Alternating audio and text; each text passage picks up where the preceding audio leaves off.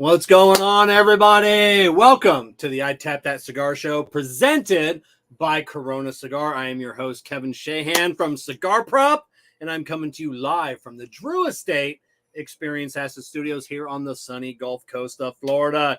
Joining me, as always, is my co-host, Kerr Viajante, Kevin of Stogie Road Cigars. Thank you. How are you, my friend? Not too bad. How are you doing? I'm doing fantastic. I think I got to turn this light on. It was I think I'm a little dark. So yeah, I think it's a little bit. I dyed my beard, so I got a lot of black going on. Is that what it is? So yeah. I thought your beard looked darker. I have to take a moment to wish someone a happy birthday. Yes. The one, the only, the man, the myth, the legend, Mr. Lars Tietens. He's like the wrestler that I can't remember the wrestler where they were like height unknown, weight unknown. Oh yeah, unknown. Yeah, age unknown. So that is Lars Tietens. So happy birthday to Lars. Happy birthday, Lars. And then joining us in the background, that's who was talking. This producer Jessica. Hello. As always, handling all the thing. Ooh, she is smoking. Oh, that is a delightful room note. Oh, what do you? Oh, you got to ask her. You don't tell her. That's it. I got your back tonight, Jess. That cigar you're smoking has a delightful room note. Jessica, will you inform us of the cigar that you're smoking? Yeah, the dessert by Amendola. So the dessert. I haven't had this cigar in probably I don't know. I want to say a year. Yeah, it's been a while. Been a long time. What about you, Kerr? What are you enjoying tonight? Tonight, I am smoking in honor of his birthday. The cigar that was made from Lars Tietens' umbilical cord. Yeah. Lars, I mean, I want to say, like I said, there aren't too many manufacturers that have been in this industry longer than Lars Tietens. No, he's been around. I tell the story, man. You know, when I started smoking cigars, it was the mid-90s. I walked into a cigar shop, and that's when I had my first Lars Tietens. Yeah, I was the very first person ever on YouTube to review a Lars Tietens cigar. So yeah, it's been a long time. So let's I was the very first person in this group that hugged Lars Tietens. Yeah, you got to meet him in person. You got to try his cheese and his sausage. Kevin, he's like this one time at band camp. Yeah, I know. I'm just saying that's how long Lars has been around. So all right, let's get right into it with the CigarMedics humidimeter cut and light. Remember, with the CigarMedics humidimeter, you'll always know when to hold them and know when to smoke them. Kerr, what do you? Oh no, I already asked you what you're smoking. What is your humidity? Solid 66. Solid 66 for a 30-year-old cigar. 40-year, that's pretty good. Yeah, I think he told me this one's 20 years old. I am a solid 61% on mine. I am smoking the from our show partner, Berger Cigars. I'm smoking the K by Karen Maduro. Remember, there's a description in the video and podcast link below. Don't forget your K by Karen Berger cigar passport, Florida cigar passport, over $850 in free cigars. You just got to email Bruce at KarenBergerCigars.com. That may or may not be the correct email address, but the correct email address is in the video description below. So grab that. And let me see who's on joining us with this tonight in the comment section. What's going on, everybody? So not tomorrow. So Wednesday, 2 days from now, we're actually doing a very special show. We're doing the I Tap That Cigar Show impromptu night live. We haven't done one of those in a long time. Joining us will be Omar DeFrias of Fratello Cigars. We'll be talking about the new Vice Versa cigar. So Jessica, Kerr, and I will be on, and we'll be smoking. I got my orders in this weekend. We started shipping today, and I have not had one yet. So this is actually, I had the entire day off today. It is 7:35 at night, and this is my first cigar of the day. That's terrible. It is. That's horrible. So that's terrible. Right. I do have a Lars Teton cigars for you. I have a Lars Teton cigar, which was one of the first cigars he rolled when he was like 8. Yeah. Got a little handbag to go with that too. I know he was in I think he was rolling, or I think he's doing handbags, or was it doll clothing? Doll clothing for his doll sister. Clothing. That's what it. That's what I think it this is. one comes in like an A-team lunch kettle. Yeah. But no. This is a nice comment. Someone getting excited for our guest. Matilde cigars were some of the gateway in the cigar. And I honestly, I had never heard of Matilde cigars, really? or Matilde, depending on who you talk to. I mean, it's been a couple of years, but Cigar Coop, William Cooper, absolutely loves the company, loves the brand, loves the cigars. I've had them in the past. I've enjoyed them. I didn't have any for tonight's show, but yeah, it was hearing Coop always talk about him whenever he gets a chance. And then luckily we had some when we were opening up this season, I'm like, you know what? Coop's been talking about this company forever. Let's get this company on and chat about it. So Jessica, that dessert cigar smells delicious. I'm sorry. It is driving me insane. I really didn't know what I wanted to smoke, and I just kind of haven't really been feeling the greatest today. And I was like, maybe something a little sweet, but not like sweet. Yeah. This one has just such a nice balance to it. It is good. It's been a long time. Yeah. I said I do have a from our partners Amendola Cigars. I do have a natural as well as my backup. So backup. My second, not a backup. Why do you always say backup? I don't know. I always say backup. So all right. I think that's enough chit chat. Anything got anything else to say? No. I got no more chit. I got no more chat to chit. But right. I have had these cigars. The Matilde cigars are a really good cigar. Fantastic. Yeah. So I can't wait to try the rest of them. I think I've only had a couple. I like their color coded. Everybody knows me. I love color coded cigars, be it from Camacho, be it from Blackbird, be it from any company that color codes their cigars. You have won my heart because I can never remember the name of any of the cigars. I remember the colors. I'm like, give me the purple, give me the red, give me the simple. orange. It's very, very simple. So I love that. So, all right, before we bring on our guest tonight, let's thank all of our show partners for making this happen each and every week. So thank you to JC Newman Cigars, CigarMedics, Amendola Cigars, We Are the Muscle, Jake Wyatt Cigars, Illusione Cigars, Deep in Flavor, Deep in Your Mind, K by Berger Cigars, Corona Cigar, and of course, Drew Estate and Experience Acid.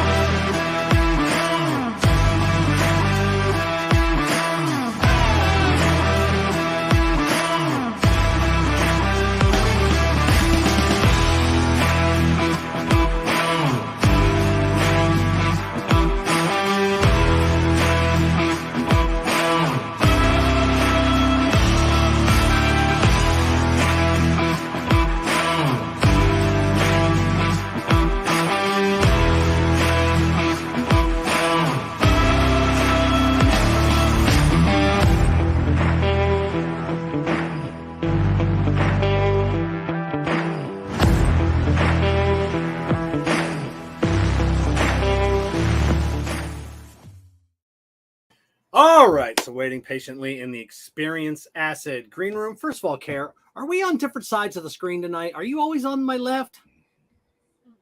I just for some reason I looked at that. I don't think so. I think I'm always on the other side. I think so too. So okay. All right, so waiting patiently. That's all I had to say. So waiting patiently in the experience room, green room is Enrique Seijas of Matilde Cigars. What's going on? What is up, guys? How are you guys? How you guys doing? Good. How you doing? Is it Matilde? Matilde? I've heard it pronounced so many different ways. It's Matilde. Matilde. Okay, Matilde. Matilde. Yeah, Matilde. Call it Matilde. Okay. Matilde. Okay. So, are you okay with me being on this side? I don't want to. Do you feel less? I think Game's gonna get all confused and stuff like that. I'm gonna start like moving around. I feel. I feel like I'm in the pole position or the position power position. I don't want to. Yeah, that's it. It's very threatening up there. Because it looks like you're judging me, or actually you're judging me and Enrique from just from your position. You're just kind of lording it. Before we start the show, I'd like to provide some criticism off the bat. Yeah, that's it. All right, Enrique, where are you coming from tonight? Where do you call home? I'm coming from my bunker in Dominican Republic, post-COVID bunker. Dominican Republic. Yeah, pre-COVID bunker, post-COVID bunker. Exactly. Yeah, it all works at the same bunker. So let's get right into it. We're going to dive right in. I'm going to apologize. My notes are all over the place. I have like 5 hours and like 4 pages of notes. I had so many questions because I've read so many articles and so many unanswered questions that I didn't know. And so we may go back and forth. We may go into the future. We may come in the past. Kerr, I sent you some notes. I changed a lot of those, and I forgot to send you the the updated ones. So I'll have the updated ones. Yeah. So no, we just have moved some questions around, deleted some questions, and because I'm I don't know, I'm super nervous for some reason. No, so basically, Kerr, just follow. Yeah. Just like Kevin speaking. That's about it. If these are the old notes, it says, "What was it like growing up in Detroit?" Yeah. Those are the old. So like we were talking about, like Coop hyped you up so much. Now it's in my back of my head that you're like this rock star. Yeah, so Coop's a great guy, man. Oh, yeah, super good. I don't know how he does these shows for like 3.5, 4 hours. I don't know how that man, how he does it. He never gets up and goes to the bathroom. He's got. I'm sure he has one of those collectors. Yeah. Bathroom speaking. I'm wow. sure, and I went never, from Coop's a great guy to he's wearing adult diapers. Yeah, quick. And collection, not diaper. And the one thing I admire about him is his ability to remember. I don't remember anything. That's why I have 6 pages of notes tonight. You could say something to him, and he would go back. Oh, hey, yeah, I remember that hat like 7 years ago. You're at PCA. It was a Friday. It was you're hanging. I'm like, how do you remember this stuff? So all right, we're gonna go back. We're gonna start off with your tobacco journey. A lot of people hear your last name, and they immediately think. I even have a hard time finding info on yourself because I would Google your name and like an article would pop up, and 75% of the article is talking about your dad. I'm like, hey, you're interviewing this guy, and it's just you're talking about your dad. So and if people don't know, your dad is in the Cigar Aficionado Cigar Hall of Fame. So that's correct. So being co-owner of the company, for people that may not know, can you give like 2 or 3, 4 brands that they may not be familiar with, or they may be familiar with, but they don't know your dad was involved, and that's all we're going to talk about your dad. Okay, so basically anything Altares, Montes, Romeos, H. Upman, Santa Damiana. There's a cigar line that under his name called Seijas Signature, Mi Dominicana by Jose Seijas, Onyx, there was a Flor de Copan. She did Monte Cruz. A lot of brands. Basically, my dad built his way up to being the VP of operations and master blender for a factory called Tabacalera de Garcia, which is Altares manufacturing facility in La Romana, which is where I'm from. Now that was the largest factory in the world at one point, wasn't it? Is that what I read? That is correct. It's my dad got to manage, I think, up to 5,000 employees at a time. So it was the largest factory in the world during the boom. They worked 24/7. They had you remember the 4-day shift, but they have 12-hour 4-day shift. So we were doing that. So yeah, he basically was his first job. Started in '74 as an industrial engineer. His original job was as the industrial engineer in the department. At that time, they had crops from Connecticut and Pennsylvania, and they used to ship the crops to the Dominican Republic. And my dad was in charge of the engineering, basically the sorting, the weighing of the tobaccos once they were sorting and all that. Oh, wow. Built his way up to become where he was. He first moved to the Canary Islands to work in Tabacalera Insular. And that's where he actually started, dipping his toes into manufacturing. I believe he had the opportunity to work with Benji Menendez at the time. And then that manufacturing facility, that production got moved to La Romana. And he worked under, I think it was 7 or 8 different ownerships before he retired in 2012. So it was his only job, basically. Yeah, so it's 7 or 8 different ownerships, but only like 4 people. You know, like the one guy kept buying the company, and then he kept reselling it to make more money. You know, which is absolutely brilliant. So growing up, you know, with a Cigar Hall of Fame dad, did you literally grow up in the tobacco fields, or did he kind of keep you away? Maybe let you just be a kid without being involved. You know, so with us, it wasn't the tobacco fields; it was the factory. Tabacalera has a particularity that it was originally founded and owned by Gulf and Western, which were owners of Central Romana and Casa de Campo, and they also had a free zone. So Tabacalera is based in the southeast side of the Dominican Republic. So just La Romana, the tourist side, which is kind of weird, but that's how it was based. So I was mostly in the factory. My dad was kind of a square guy, so he wasn't like, you can do this. He was always by the rule. I played all the time. I was at the factory at all times, and I played at all times. But I wasn't smoking when I was 12. Yeah. No, not at all. So what would you do as fun for a kid? I mean, other when you weren't spending time at the factory, what were you and your friends doing? What kind of trouble were you getting into in the DR? Well, we had a beautiful section in the factory where they made us roll cigars for about 5 cents a cigar. And those were the cheap cigars at that. No, just any kid. We played La Lata, which is like a Dominican cricket, which you play with a can, a paint can and balls. Just play around at the house. Played sports, tennis, golf, hiking, just normal kid shit, man. And I also went a lot to the factory just to rollerblade. Imagine this. Imagine having a 50,000 square feet factory with cement polished floors. Oh, man. It was a fucking playground for rollerblading, so we used to go constantly, just going. So I was always exposed to tobaccos and process and stuff like that. But as a kid, it was just as a kid. I knew my dad. Well, I mean, you never saw your dad as a Cigar Hall of Famer or as a guy that blended all these cigars. It was just my dad.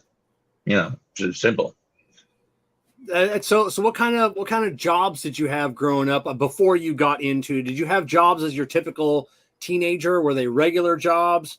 Were you at one point as a teenager? Did you actually go to work at the factory or? Yeah, I worked at the factory. My brother actually never worked at the factory. I worked at the factory as teenagers. I did all kinds of stuff. I mean, I worked at the warehouse. I worked at IT department. I worked with the tobacco sorting. Just all kinds of stuff. They were jobs, just to keep you entertained as a kid. So, I mean, the warehouse, the huge warehouses, I even got to break the metallic tubes, play around, but like serious, like 100% serious jobs, not that much. Just, getting to know a little bit more of a factory and spending time with my dad. My dad was very, very into the factory. We used to kid around that it was 4 kids. I'm the youngest, then there's my brother, my sister, which is the eldest by 7 or 8 years, and then the factory. And my dad was, 24/7 of the factory. So, we, took any advantage, anything we could do just to, go and, sit down in my office, go around, bike around and stuff like that. We were together with him. And he wasn't an absent dad by any means, but he spent a lot of time at the factory. I mean, it's 5,000 employees he had to oversee. I mean, that's not your typical, not your typical 9 to 5 job. Yeah, it is a lot. It is a lot. He made cigars. He started managing the machine made operations after premium, which was added on. And a lot of people don't know that factory at some point had a Revlon lipstick factory in it. I guess it was owned when I was a kid. I don't know. The story behind it, but I remember there was like a section where they made the Revlon lipsticks, and my dad has a plaque that was given to him for making 250 million Revlon little things. Oh, in the same factory as they're making cigars. But it wasn't lipsticks. It was just like the plastic stuff, and it was outside. Okay. No, not lipstick. Just the cases. The cases. Okay, that's what I was wondering. I'm like, what is that? Would be that? Why does this? Yeah. Why does this smell? So, I know you're all bunching detail.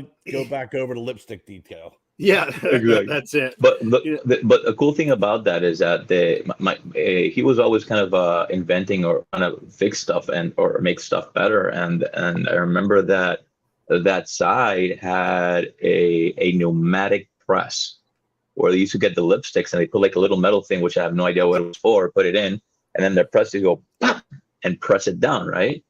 If you ever have a chance of touring Tabacalera Garcia, they don't use the presses, the hand presses, the molds. Every buncher has a pneumatic press. Like there's a line of pneumatic presses, and they're there. They put the molds there, and then they press a button. That button goes, we'll press it. It'll last the time it needs to last, and it'll come right up, so it's automatic. You turn it around, and you do it again. So it's little things that. I don't think I've ever seen that before at a factory. Yep. So those are things that he took from this experience and put it into the cigars. I've always said he looked at it as an industrialized art. It was always an art form, right. And you never take that from a cigar. We make cigars the same way you make cigars since it was since the day of time. But he tried to add different things to make it easier, just to try to make the cigars more perfect. If you think about it, if you're pressing the cigars at the perfect PSI, the perfect timing, it gives more to the consistency. Yeah. I don't think other people do that, but that's kind of things that my dad used to do, Yeah, because if you're, we've all seen them, like the hand wheels or the jacks that they're pumping, especially on a jack, like a hydraulic jack, you don't know, you lose that feel that, between your hand and those molds. You could be overpressing, you could be underpressing, and you would never know. But if you dialed it in perfectly, like an air cylinder, every single time, repeat it. And there's the other thing that people you don't take it to account like right away is manpower. It's your human resource. Takes time. It's not as stressing as having to do it. So it's little things add up. Up. Well, I mean, it does. I mean, even if you think about the time it takes, maybe you could roll 2 more cigars. We'll say 2, and you have hundreds of employees. That's hundreds of cigars a day. Yeah, thousands and thousands of cigars a week that are essentially not free at that point, but essentially they're a lot less. That's it. Cha-ching. So, did your dad travel a lot as a kid when you were a kid, or was he mainly just, being with a big company? Yeah, he traveled a lot. Yeah, he traveled a lot. He traveled a lot. I mean, I remember as a kid, younger, he didn't travel as much as he stepped up into the role of VP of Operations and Master Blender. He became the face of the company. So he was traveling, doing the events. He was, promoting. They got people coming into the factories and stuff like that. But he didn't travel as much as, let's say, Rocky's a famous traveler. Yeah. Or other people. So he was more focused in the factory because he was a factory man and he traveled as a extra, but he was a factory person. He wasn't part of marketing. He was part of the operations and the blending and the manufacturing. Did you ever get to go with him on any of his trips? No. No? No. As I said, my dad has always been, it was work is work, pleasure is pleasure. So we traveled a lot as a family. But I didn't travel with him towards the cigars. And it was the same thing, if you're younger, I mean, he was underage and stuff like that. He wouldn't let us travel. My mom traveled with him all the time. She would be with him like constantly. She had. Oh, no, go ahead. So she didn't have to work. We had the opportunity of she be able to stay at home and take care of us. So when he traveled, she used to travel with him. But we used to stay at home. Okay, so where did you guys go on like family vacations? Where was a big big trips? What was one of your family vacation trips you remember growing up? We had we've always been like the same place kind of people. So on summers we went to Florida, Disney and all that stuff, and then in winters we used to go up to Breckenridge, Colorado, which is my fondest memories in the world. Ironically enough, snowboarding is one of my favorite sports coming from the Caribbean. Oh my God. Yeah. You don't get to do too much of that, down there. Not much wakeboarding and stuff like that, not snowboarding, but there's something about snowboarding and skiing. Downhill skiing is something, it's pretty cool. So we did that for a long time. I mean, I think we traveled as a family for almost 10, 13 years every year as a family. That was like our family trip where my dad disconnected. Yeah. Well, at least it was before technology, so at least he wasn't on his phone or laptop, maybe he had, on the phone a lot, but that was about it.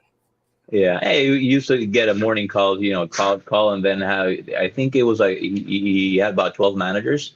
I believe they're still there. And, every morning he used to wake up. So my dad always started with a morning meeting with all the managers to see every department what was going on. And then they had a blending session or a tasting session every morning during the meetings. So he never stopped doing that. When we traveled, he woke up in the morning, everybody was in his office. He called through the cell phone, which at that time was like a gazillion dollars in enrollment, right? Bad. And but he worked in the big corporation, so he could do it.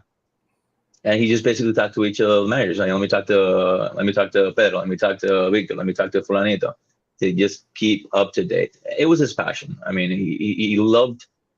My dad was a guy that he was passionate for two things. He was passionate for making the best cigars in the world. I mean, using the best tobaccos and constructing and deconstructing the process to make the best, and been passionate about people.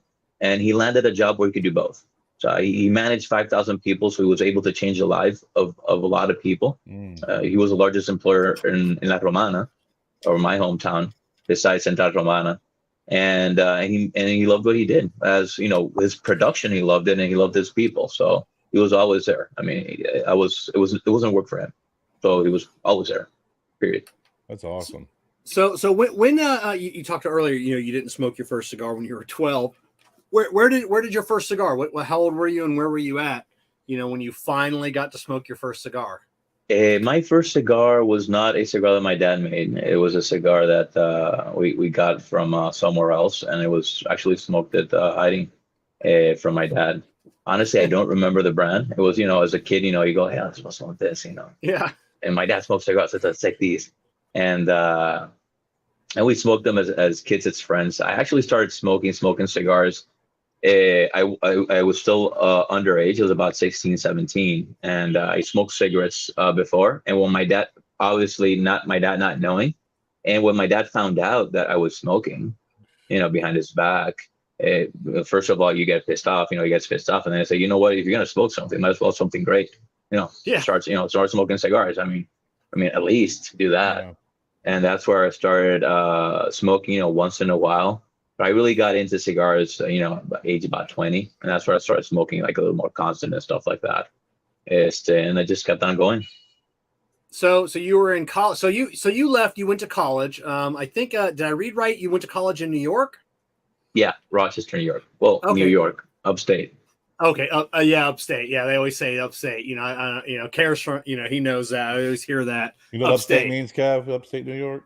Yeah. upstate. That's all I ever hear, though. I'm going Do you know what it upstate. means? Do you know what it means, though? Do you know? No. Location? Okay. Check. You don't know what it means? No, What does it mean? Just going upstate. Upstate. It's just the bougie term of just No.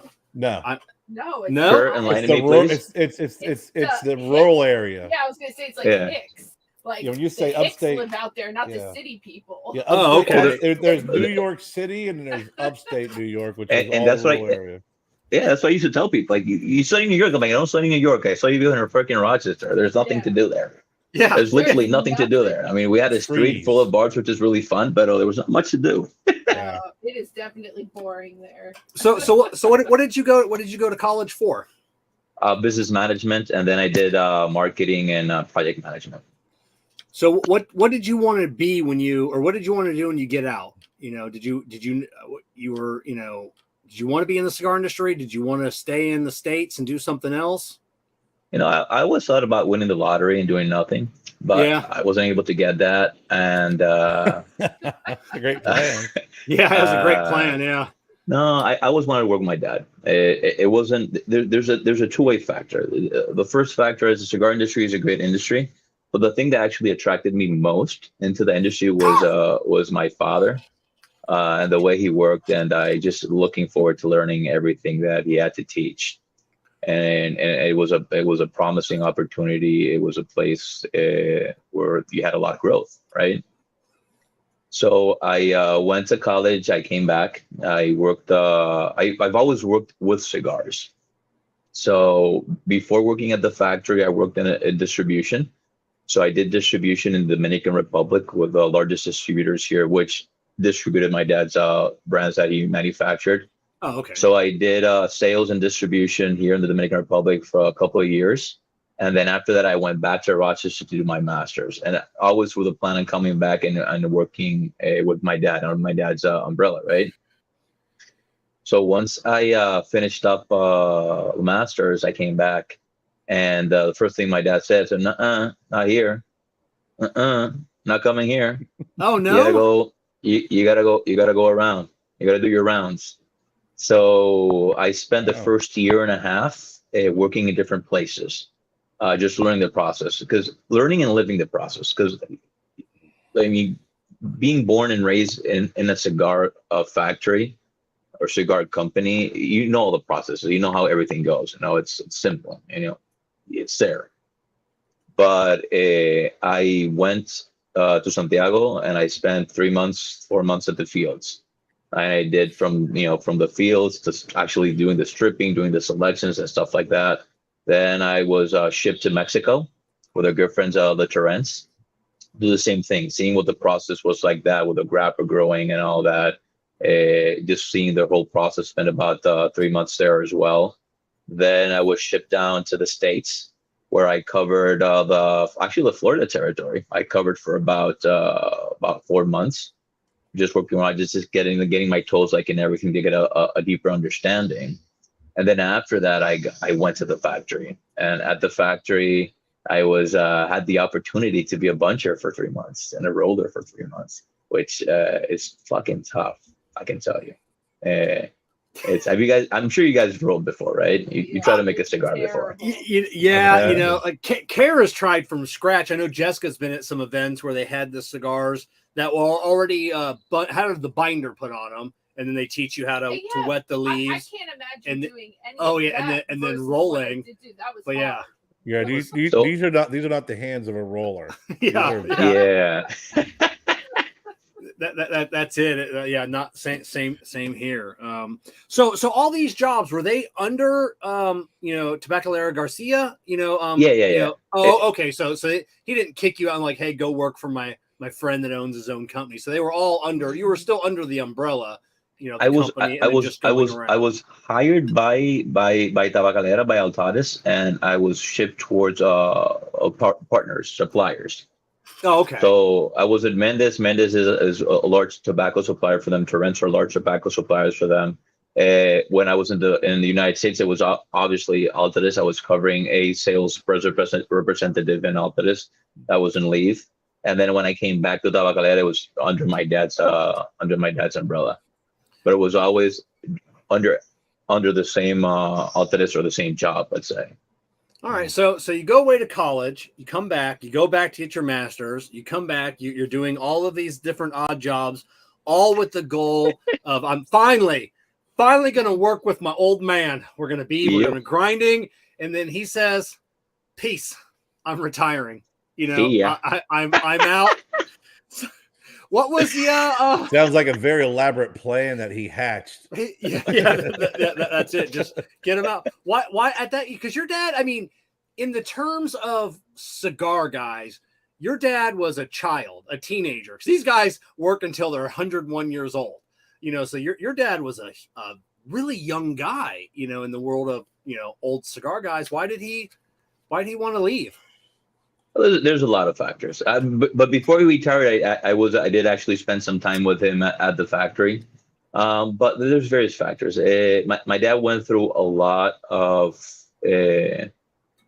mergers and a lot of bosses. The last merger, which was with Imperial, it was just basically a different way of working.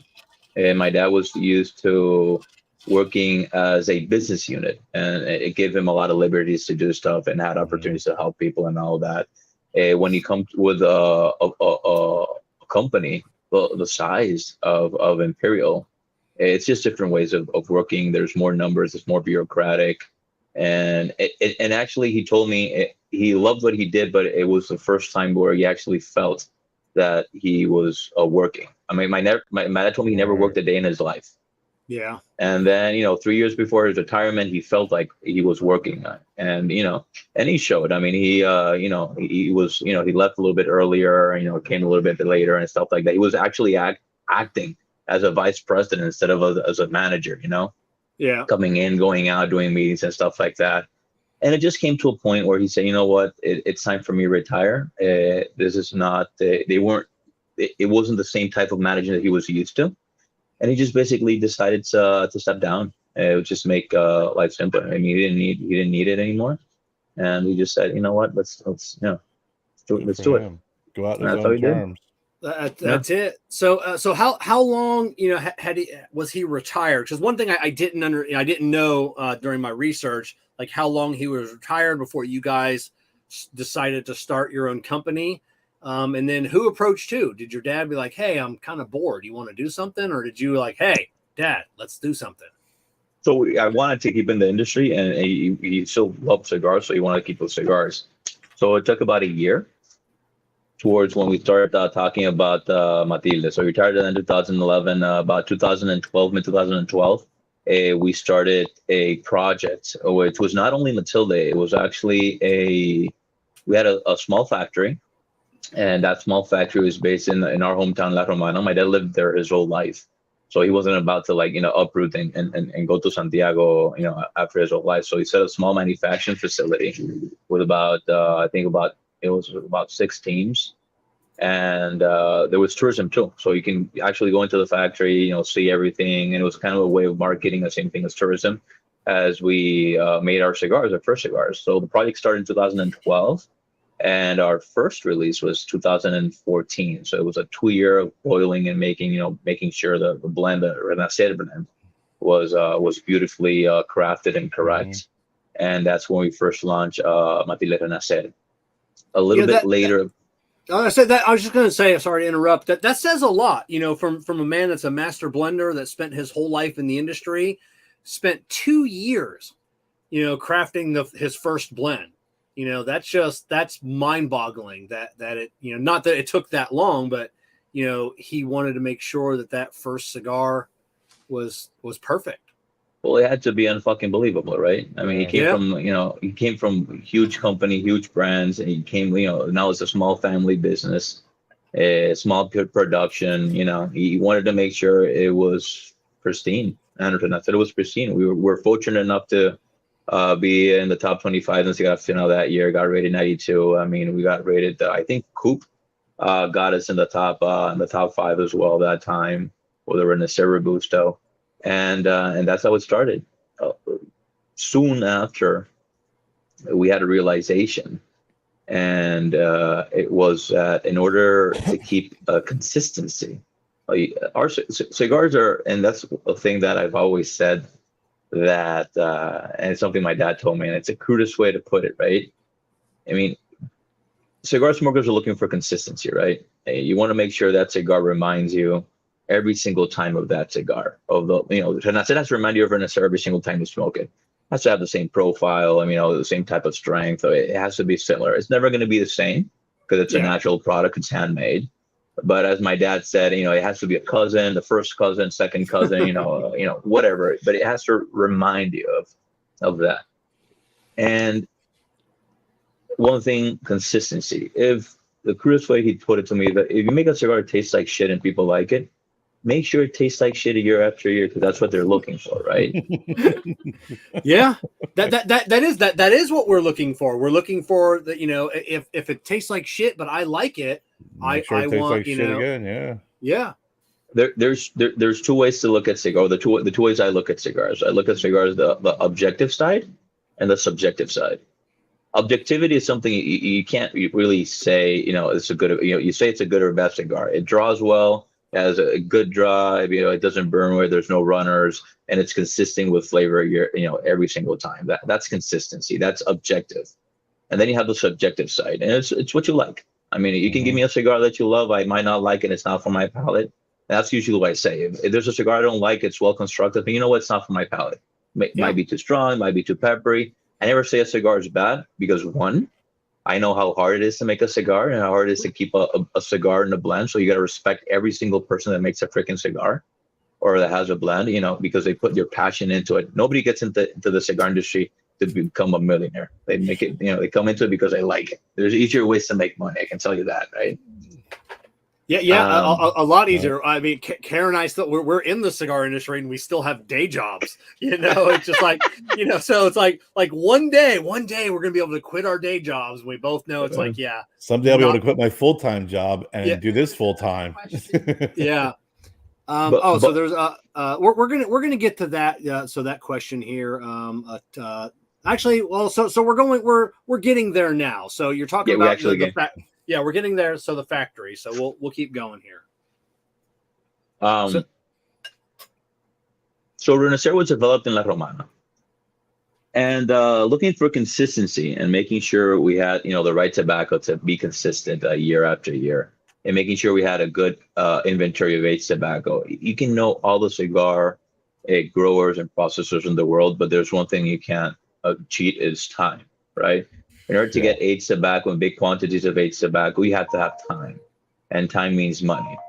So we weren't able to get the type of tobacco that we needed, the time that we needed, and creating blends was slow. So that's where we decided to make our first big move. And our first big move was moving our small production at the time to Tabacalera Palma. Tabacalera Palma is owned by Hochi Blanco. They're fourth generation cigar manufacturers. They've been in since 1936, and it's simple reasons. We've known Hochi for a long time. He's a good friend. We know his values of making cigars. We trust him 100%. And he's also one of the largest tobacco growers for private stock in the country. So we knew 100% where our tobacco was coming from, what field was coming from, what seed it was. And we knew we were going to have it year after year, and tobacco that's aged 3, 4, 5 years. So that gave us an opportunity to create more blends quicker, and also an opportunity of expansion. We could expand quicker because we had the supply. So we decided to sacrifice a little bit of control in manufacturing, obviously giving the manufacturing to somebody that we trust. And I go there often, I'm there constantly. And, but with the plus side of we have the tobacco, the supply of tobacco that we need to be able to keep the passion and the consistency that we're looking for with the cigars. And that's when we move Matilde, or the manufacturing of Matilde, from La Romana to Santiago. I automatically move to Santiago. So as the manufacturing was moving to Santiago, I was moving to Santiago as well to make sure I was in the manufacturing site. Now, did you close down the factory you started, or is that still producing some cigars? So the factory that was started is still producing cigars, but it's a show. So now it's a factory. We go around. It has a store, so it's more of a exhibition for people to see how cigars are made. So cigars that are made there are not fully commercialized. So they're not Matilde cigars. They're not XYZ cigars. It's a factory where people can go, they can tour, they can see it, and go. So now it was taken over by the people that distribute. The distributors are the Vega Fina, Montecristo, Romeo Julieta, which is Ruben Gonzalez. So it's still there. We can visit it, but now it's called La Vega Fina Experience, which obviously Yeah, you say that name now. I've heard of I've heard that name before. So that was your old or the original factory. Yeah, that's correct. It was small. It was 500 square meters, small vehicle. There was not a lot of scalability there. So, right. Kerr, what is that in feet? I don't know what meters are. 5,000 square feet. Oh, okay. Multiply by 10. Oh, is it multiplied by 10? Okay. I think it's 3.5 feet is a meter, right? Yeah. Okay. So, all right. So, yeah. So that's still pretty small. 5,000. 5,000 square feet. Yeah, small. Yeah, that was small. So how many rollers at one time, were in there? 'Cause I'm assuming when your dad announced that he's coming back to the industry, he probably had people lined up from the old factory, managers, people wanting to come work for him. So I'm assuming there was no issue with finding help. So you remember I told you my dad was square? Yeah.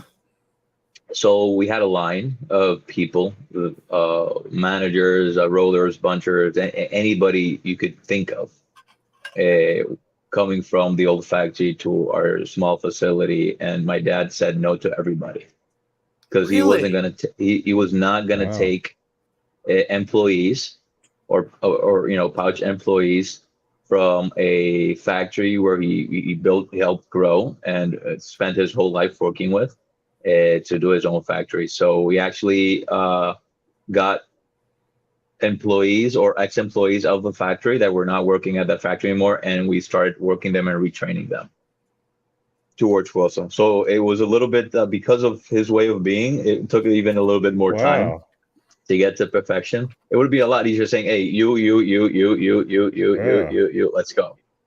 And because nowadays we hear like poaching down in Nicaragua, Honduras, the Dominican Republic, like that's a huge thing going on right now of companies just poaching the best of the best because nobody can find anybody to work, or they're so busy they can't find enough help. So but we didn't go that way. We went the other route. That says a lot. And then I'm going to skip forward here in some of my questions. You're talking about, earlier you tried hand rolling. I read an article about your dad, and this going back to 1984. And I don't know if you can expand on it a little bit. You said back in 84, he was transitioning the bunchers from machine bunching, which I didn't even think that was a thing back then, to hand bunching. He only wanted to hire bunchers that smoke cigars. Is that something that you guys still, or when he opened up his factory, that was something that was real big, everybody smoked. No, yeah, everybody smoked. I mean, everybody had the opportunity to smoke if they wanted to. It's simple. How can you explain a draw to somebody that does not smoke cigar? Yeah. How could you explain, how a runner affects a cigar or a tight draw affects a cigar or a loose draw? You can't. So, if a buncher and your cigar makers are smoking cigars, they're cigar smokers, they'll understand where you're coming from. It's just a different language. Cigar language is different. I mean, you can say, oh, yes, it's got a tight draw. I tell somebody, the cigar's got a tight draw. What is that? And it's a tight draw. It's hard to pull. But what does that do to the cigar? It bitters it up. But why? If you have to go through a whole freaking, steps and steps and steps to explain how a tight draw will affect a cigar or a loose draw will affect a cigar, right? If people are smoking, there's no issue. The article is from 1984. If they don't smoke, they can just throw a stick in there. I don't know. Yeah. I don't know how that's going to affect the cigar. Whatever. So yeah, that's one of the reasons that my dad liked people to smoke, and he said you smoke, yeah, and one of the things that he had is that he had smoking sessions with anybody. We did it at the small manufacturing facility. And when he was at Tabacalera, there was a grupo de fumadores, and it was only the managers. It was managers, it was punchers, it was rollers, it was mechanics. Anybody that smoked had the opportunity to sit down once a week, smoke a cigar, rate them, and give us a feedback. Because at the end of the game, it's not only the managers and the blenders that are smoking the cigars. Everybody is. So he believed in group. My dad was a firm believer in you don't do anything alone. You never take credit for anything. Like I did this. No, my team did this. And that's how he worked. All right, we're gonna take one quick break. Does Enrique watch Oak Island? What's that? Oak Island. So the answer is no. Oh, what okay. Is that? Okay. It's a you haven't missed anything over the last several years. No, it's a TV show. They're digging a hole in the ground. They're trying to find something. Nothing's there. They never find anything for like 10 years. It says some mud. Yeah. So that's it. So you know how that's shows, Manny. Manny is fascinated with Oak Island. You know how like some shows, if you like start watching it, you'd have to go back and watch from the beginning to understand what's going on. Yeah, this is like the 8th season. It's still the same hole. Yeah. And they're still digging and they're still looking. So you can go back and waste 8 seasons of them digging deeper. So that is a beautiful travel show. You spend so many hours in the freaking plane. I might get Oak Island. Yeah, cross that off your list of things to watch is Oak Island. So, Enrique, come to South Carolina. I got my own Oak Island. I'll dig a hole for you. Yeah. You can actually join in as well. All right, so we're you're transitioned to a new factory. Is that the factory you're still with, or because somebody had mentioned another factory, up here as well? Isla. So Isla. I work with 2 factories. Okay. All our core lines. So when I say core lines, are our regular production lines. From our core lines, we have the Renacer, which is our first release. Serena, which is a mild to medium cigar. We have Cuadrata, which is our box press, and Oscura, which is our Maduro. And now we just released a Serena Maduro. So it's the core blend of the Serena. And we added a Criollo 98 binder and Mexican wrapper. To make the Serena Maduro. These are all made at Tabacalera Palma. Okay. And it's what we talked about. In Tabacalera Palma, we have the resources of tobacco resources and to be able to scale and just keep on manufacturing as many as we want. We do work with Ostos Fernandez in Tabacalera Isla. This is very recent. Also, just I think he set up this. It's his second. Is it COVID? What COVID is? We're 3 years into COVID, right? Right. Yes. So 2.5 years. Yeah, he's at the factory for 2.5 years. He set up during COVID, and I've known Ostos for a long time. We actually met in the university in the States, and he's Fernandez Quesada. So he used to work with the Quesada family. He's his nephew to Don Manolo, and he ran the factory. He was one of the people running the factory at that time. He left the factory, started working with cigar rings. He jumped in, then same thing. I mean, you can't escape. If you love cigars, you can't escape cigars or tobacco, right? And during the COVID, he decided to set up his manufacturing facility. And I knew right away that at some moment I was going to work with Ostos.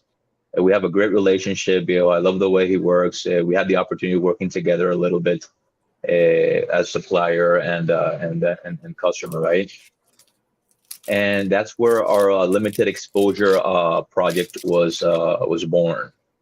And basically, that's what I'm smoking. What I'm smoking right now is the limited exposure number 2. We have limited exposure number 2, limited exposure number 1. If you notice, they're still color coded, Kevin. By the way, I love it. Yeah, I love. Is that so color coded? So whose idea was that at the beginning? Was that yours? Like in marketing? Because I like I said at the beginning, I love color coded because I can never remember the name of the cigars. So let's say that all great ideas were mine, and then all bad ideas were somebody else's. So that was my idea. Oh, perfect. Perfect. No, it was one of the things that we want to do with branding. So to go a little bit back, let's go back towards to the origins, right? Matilde is an old brand. It was founded in 1876 by Simeon Mencia. And we wanted to revive a brand to pay homage to the Dominican Republic. So we looked for a brand that had Dominican roots, but was no longer alive. And that's how Matilde comes along, right? That's the reason that our first cigar is called Renacer. Renacer is rebirth. So it's a rebirth of this brand and also the rebirth of my dad, or I like to say, he came from, managing thousands of employees, making, millions of cigars, to, a smaller factory making a couple 100,000 cigars. So it's two different types of manufacturing, right? So that's the rebirth. Serena is, we wanted to keep the branding simple. So Matilde is a brand, and then we have our line extensions. And each line extension, the name is a descriptor, or we'll like to call it a descriptor of the cigar. So Serena is serene. It's calm. So it's relaxing. It's mild to medium. And the color blue because it reminds you of the sea. So it's got to be calming, right? This is Serena right here. Let me see if I have it. So blue. Then you have the Cuadrata, which is our orange cigar, which is a box press. So Cuadrata is square. And it's the only one that has an Italian name and not a Spanish name, because Matilde is a female brand and wanted to keep everything female.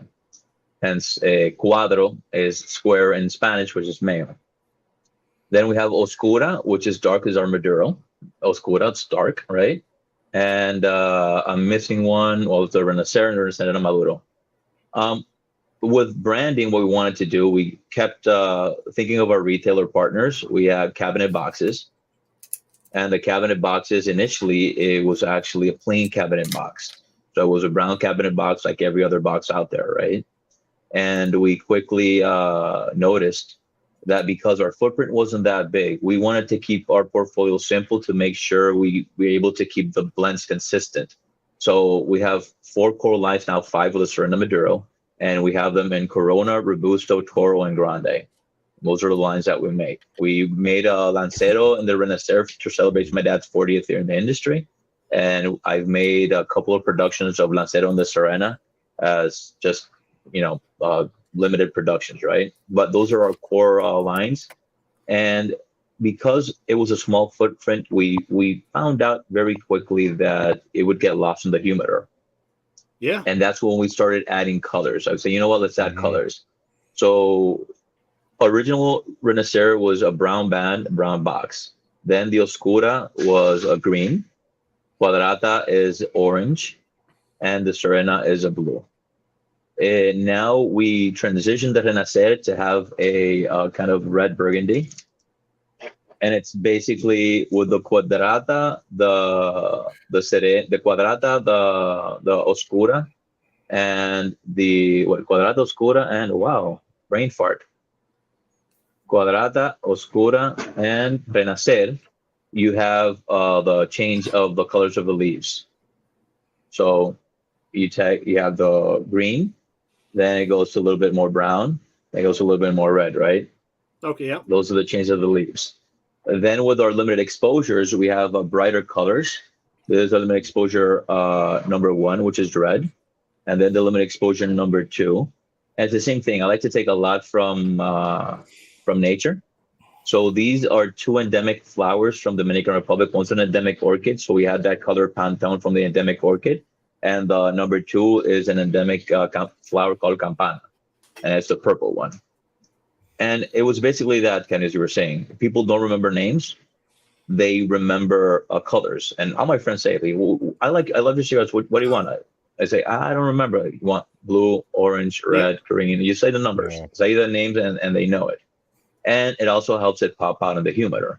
It's not the same having all color, brown boxes, or you having like 4 red, 4 green, 4 orange all together in a block, and it will just pop out. And that's because you hear that, Pete Johnson with Tatuaje with all your brown bands.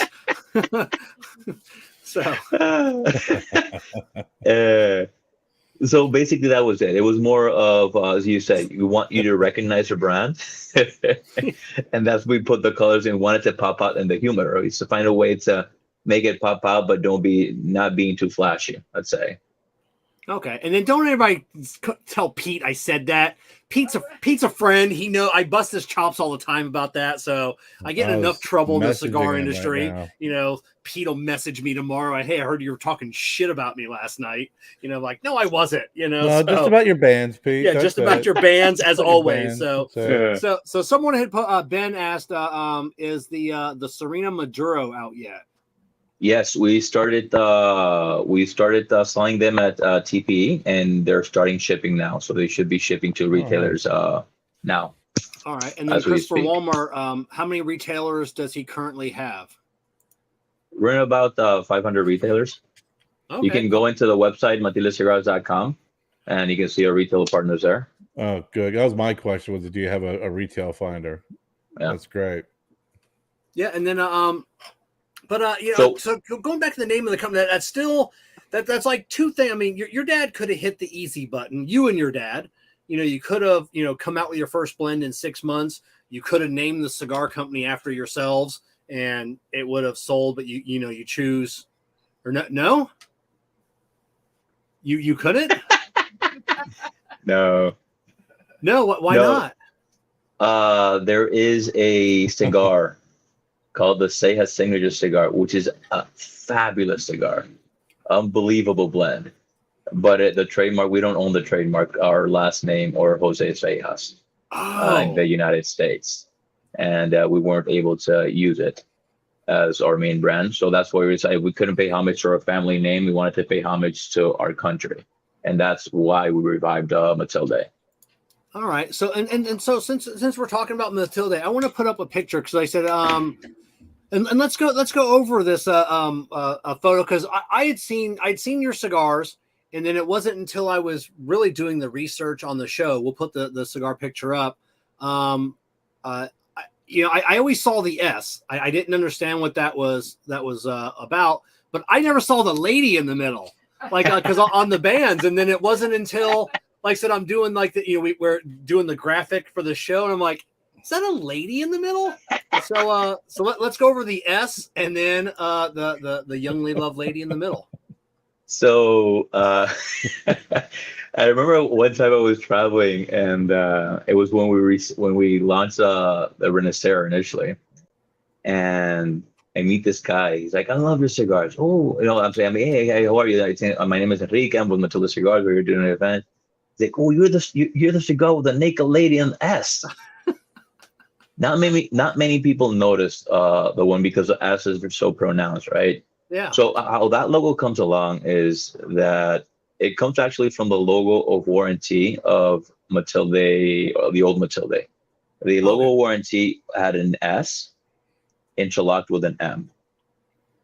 There's two ways of seeing it. It was Simeon Mencia as the owner of the brand. And we also looked at it as Simeon and then M Matilde interlocked, right? So in order to make it ours, what we did was that we created the S, or recreated the logo where we put the S in tobacco leaves, because we are a tobacco company, and that's what we live and breathe, right? As all of us do. And the S, obviously, as Simeon, and also as Seijas, it's our last name. And then instead of putting the M for Matilde, we added Matilde. So Matilde is in the middle, covered and protected by the tobacco leaves with a yes. And that's where our logo comes to life, where Matilde is in the middle, protected by all the tobacco leaves from Seijas. All right, so is the lady based off somebody from the old company? Like what? Do you know the story of who the lady is?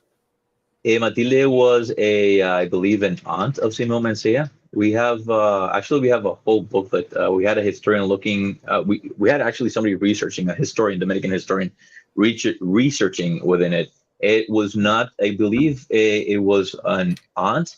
It wasn't the wife. It wasn't the daughter or the son. Obviously, not the son. But we believe it was the wife. But it's not something that we have 100% certain. Okay. Or what the name is. All right. In my case, Matilde is my mother-in-law and my wife's grandmother. So we started the company just like right after I met her. So usually I say, you know what, it's my mother-in-law. But no, we don't know 100% it was the aunt. We believe it was the aunt. That's a good way to get in with the family, the mother-in-law. I'm starting a cigar company, and this is named after you. Yeah. Yeah. The other thing I love to say was, who's Matilde? Because your mother's Carmen. I was like, yeah, it's my dad's mistress. You're like, what? What? Yeah, she still doesn't know. Don't say anything. Yeah. No, I was just like, no, my mom's okay with it. You know, they Yeah. have a house one beside each other. You know, it's Dominican Republic. Don't worry about it. Yeah. Like, Yeah, what?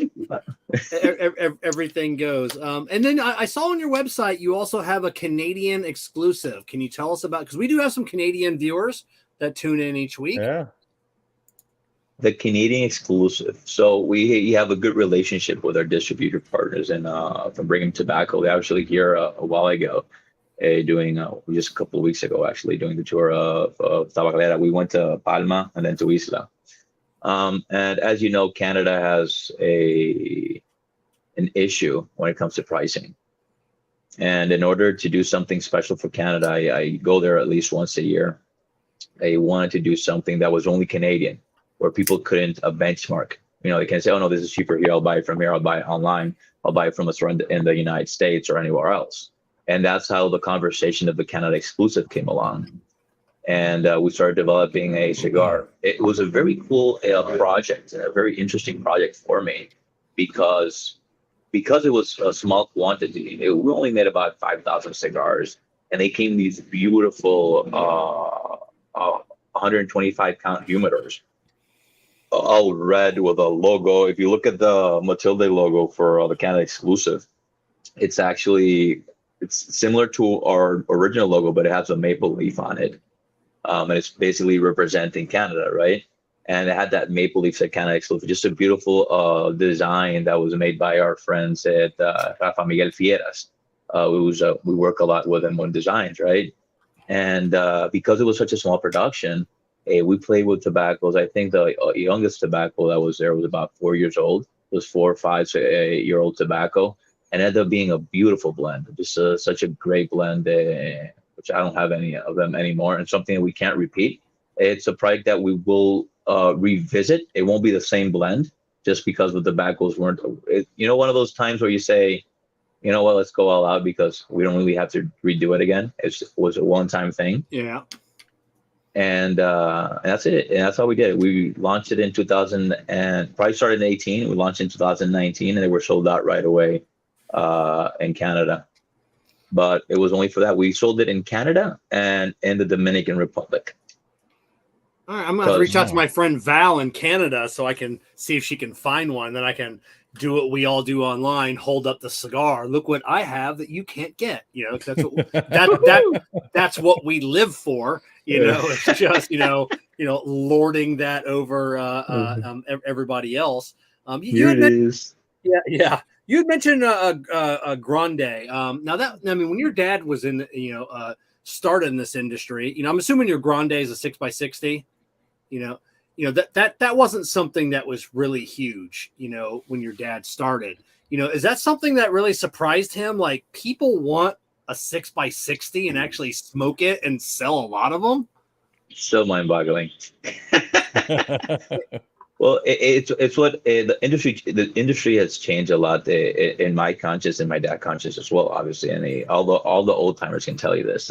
My dad used to tell me, when your large cigar was a Churchill, it was a huge cigar, right? But they had the Perlas, the Panetelas, and all these nice classic cigars.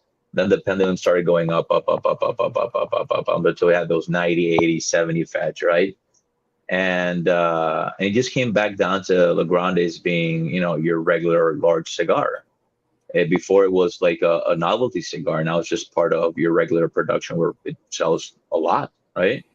But yeah, for my dad, it was mind-boggling. It was like, well, you know what? It's something that it's in the market. It's something that sells, and it's something that we have to have in our portfolio. And we believe that we designed the portfolio towards you have your 4 core sizes. You have a Grande, 60x6, 54x6.5, the Toro Bravo. You have your 50x5.25 Robusto, and then you have your 44x5.5 Corona. Big ring gauge stores can go up to this side, and the small ring gauge towards this side. One thing that we never did was going, above the 60x6. But yeah, because that gets real into the gimmicky. I don't know. There are cigars, Kerr. I mean, we know those guys. They love a 7x70, 8x8, but those guys aren't smoking those daily, But the 6x60s, it still blows my mind. Constant, It still blows my mind that those guys are smoking that daily. Because I remember like when I first got into this industry, and I haven't been in this industry that long, maybe 8 years or so, but that was a gimmicky, a 6x60. Yeah. It's like, oh, hey, I'm gonna grab that. That's like a joke cigar. And I'm gonna smoke it, How big? Do you recall how big the digger is? The Flor Dominicana digger. The most popular big ring gauge size. Kerr, you in front of your computer? Well, obviously you're in front of your computer. Can you see what that is? On I don't remember it was that. Do you want me to use my cigar propometer? Yeah, that's it. I gotta send Look you at that. I gotta send you my new one. Hold on, I'll look it up, Kevin. I'll be your information. Oh, check it out, because I remember when I saw the digger for the first time, I was like, "What the fuck? It is a huge cigar, and it's not really that huge." 8.5 by 60. 8.5 by 60. They cannot. We're gonna talk to John Kearney with LFD next week. They can't keep that in stock. Like it's always on back order. It's always out of stock. It's like, who is buying these cigars? It's insane. But this is how quickly the industry evolved towards the big ring gauges. In 2014, when I was traveling, 15, the LFD digger was huge. I mean, humongous. Yeah. I held him like, what the? Who smokes this? And then it was this guy called Digger in the store. It's like Lito made it for him because he said that he had to make. I think it was because he needed another 2 inches to enjoy his cigar or whatever it was, and then a year later, everybody's got 60s, 70s, 80s. So it just evolved towards huge. I'm very glad that it came back towards 60 is normal, and then you have your bigger ring gauges, but you kept in 60s, 70s, right? Pero it evolved very quickly to big ring gauges. I mean, very quickly. 56. That's the biggest I'll go. The 56. Yeah, I'm 56 is about the biggest I'll go too. I'm not a huge fan of anything bigger than that because then it's just too. I don't know. It's hard to say. It's just too much tobacco. It's just it's not like it's a super long smoke. It just gets boring. It's just too much tobacco in one smoke. It's an uncomfortable smoke too because I want to smoke a cigar where my jaw doesn't hurt after an hour. Yeah, I don't want to have the cigar where I have to keep my mouth open. I can hear you can talk and talk.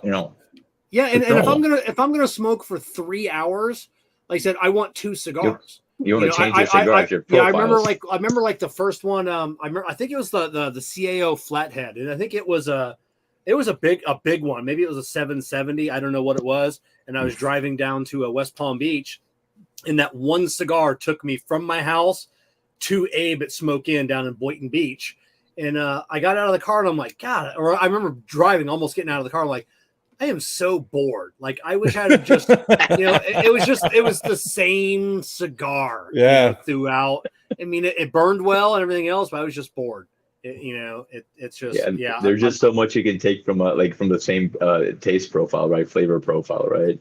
Oh, exactly. And one thing I didn't see on your website, I was going through reading everything. No Lanceros on your website. Have you guys and Kerr, big Lancero fan? Have you guys ever done a Lancero?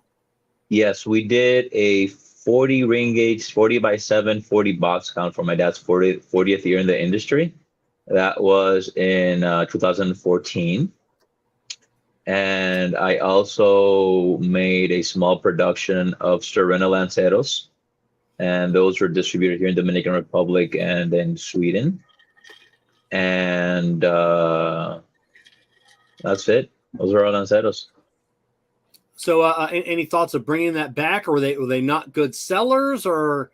Well, the Renacero was a actual limited thing. It was something to celebrate my dad's anniversary and the 40 years. So that's something that won't come back ever. With the Lanceros and the other sizes, they might come back, in small productions, just in and out and stuff like that. I love Lanceros. I think they're a great in between your Lanceros and your Coronas. Because one of the things with the Lanceros is that if you love Lanceros, you will smoke Lanceros all the time. because you know how great they are. You know how to smoke them. You know they won't bitter up. You'll get all the flavors out of it.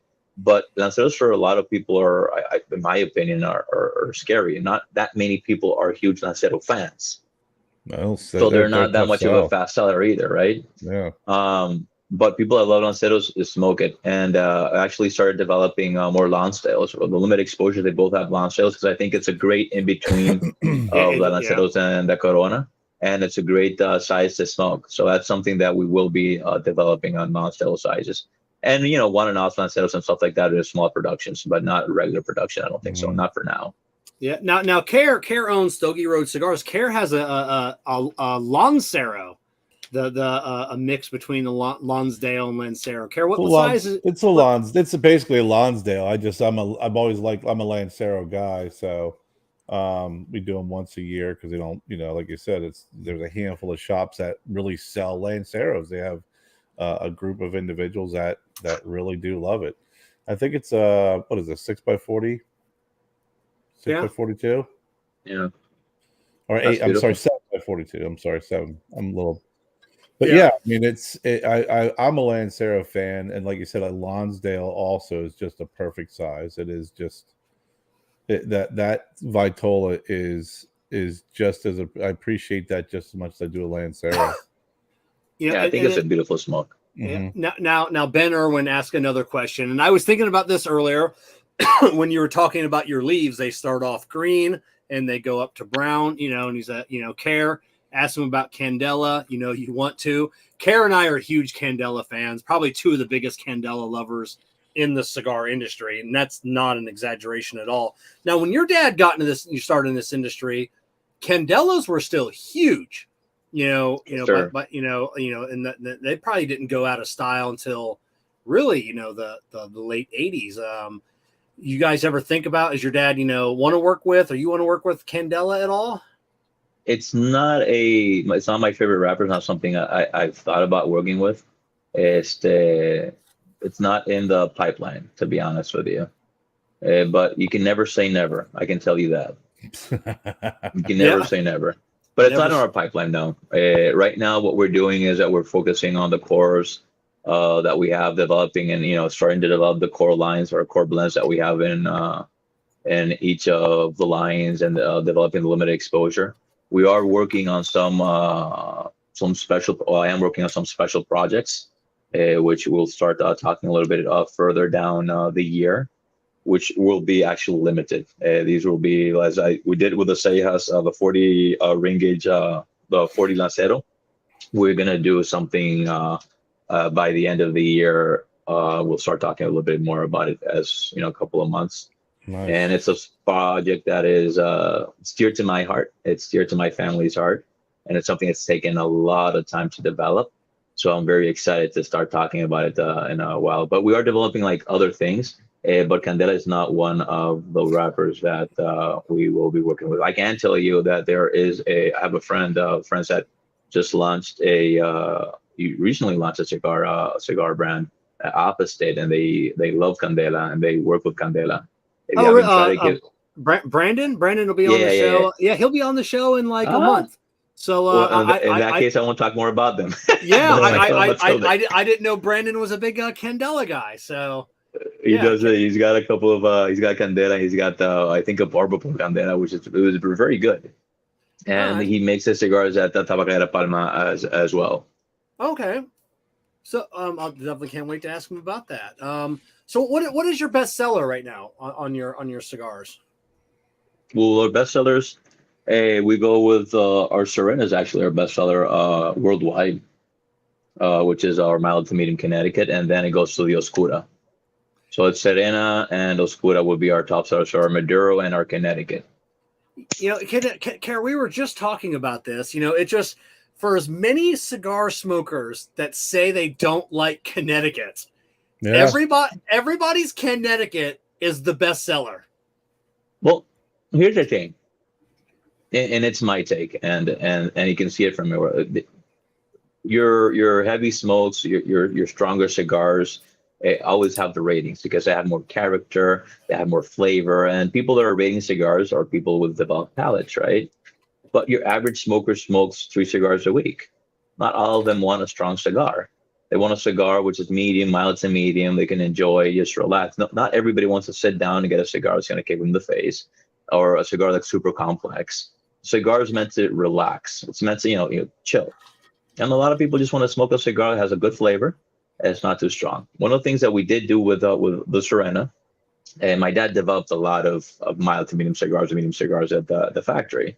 And one of the things that we wanted to do was make it a little bit different and our goal was to create a cigar that was mild enough for a mild smoker or a beginner, but had enough flavor and character, had nice sweetness, a creaminess, but felt or filled the palate for somebody that smoked medium bodied cigars or, a little bit stronger cigars, for it to be a morning smoke, a cigar with a cup of coffee or a nightcap. It's very clean. So it's a cigar that's very versatile for us because it's mild in strength, but it still has a lot of flavor and character. So it's an easy sell for the store. And when people try, it's like, I can try it anytime. And it's not a super expensive cigar. So all our cigars are, I think our most expensive cigar MSRP is $10.50, which is our limited exposure. And then all our cigars are between $7.50, $7.90 and $9.80. So it's a cigar you can smoke constantly. It's a cigar that you'll enjoy at any time. And you know what? If you just want to relax, you take one of those cigars and you smoke it and enjoy them. So it's just they're versatile cigars. Now you said something, that I've been finding myself doing over probably like the last year. You said, it could be a good nightcap cigar. A lot of people like starting their day with a Connecticut, with a cup of coffee. I like something bold and spicy first thing in the morning. I found to myself, I like winding down my day when I'm when I'm having a Connecticut. 9 times out of 10, it's always my last cigar of the day. I'm just winding down with a good Connecticut, something that's got a little spice to it, nothing outrageous. But yeah, I like ending my day with Connecticut. Yeah, for sure. I mean, for me, if you're gonna actually relax and go to sleep, I want to, I don't want to smoke a cigar that's full of nicotine, to keep me awake. I want something, that's nice, calming, relaxes me. You think a little bit, sit down, think for an hour, have a drink, then just, go to sleep. That's it. Are you that kind of, so you start strong and you end up light?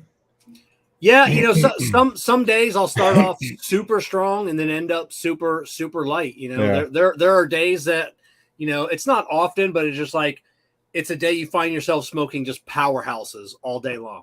Just one spicy bold cigar after another. But yeah, I like starting spicy and just kind of winding it down. At the end of the night. Not something like you said that's going to kick you in the face before you go to sleep. Just a nice little. Connecticut sometimes, and just wind it down with a nice caress. Just a nice caress. a nice caress.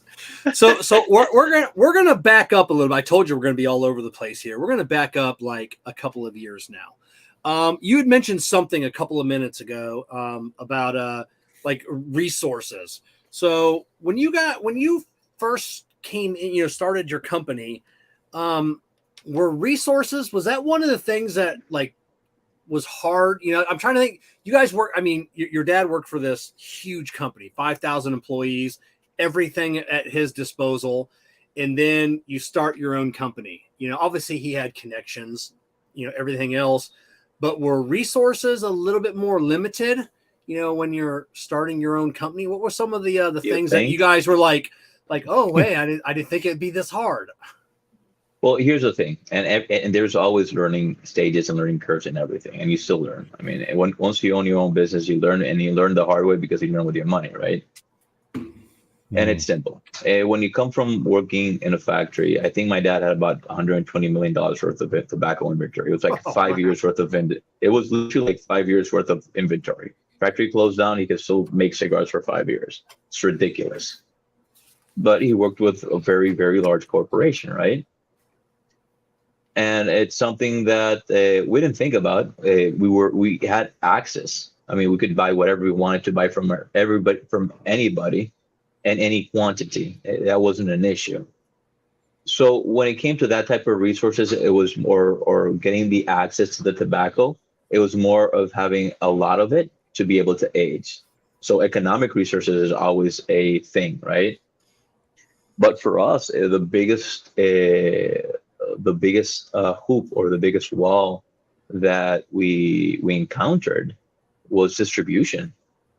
If you think about it, my dad or myself, we weren't distributors, we weren't retailers, we're manufacturers. Now my dad could make the best fucking cigar in the world with whatever side. And when it came to tobacco, make the manufacturing, it was like, eyes closed. But when it came to the side of distribution, I was a whole different ballgame. Yeah.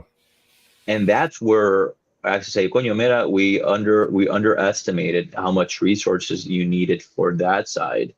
And you worked around it. We kept on working and building it up, right? But I think that was the major